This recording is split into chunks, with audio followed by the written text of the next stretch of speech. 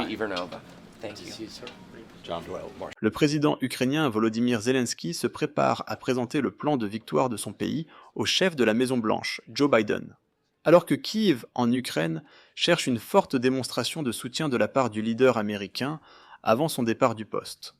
Un haut responsable ukrainien a déclaré à la BBC qu'il souhaite que Biden écrive l'histoire dans ces derniers mois en fonction. Les détails du plan ont été gardés secrets, mais la stratégie devrait probablement inclure des appels à un soutien militaire et financier supplémentaire, ainsi que des garanties de sécurité futures.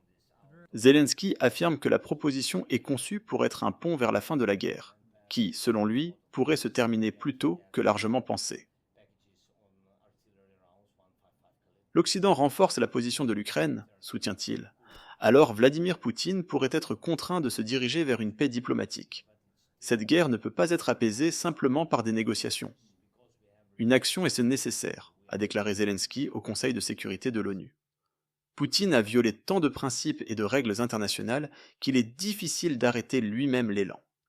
La Russie doit être contrainte de se diriger vers la paix, et c'est précisément ce qui est nécessaire maintenant.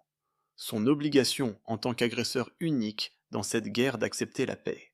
Plus tôt, il a été appris que les États-Unis enverraient à l'Ukraine des bombes à sous-munitions à portée moyenne, une série de roquettes, d'artillerie et de véhicules blindés dans le cadre d'un paquet d'aide militaire d'environ 375 millions de dollars.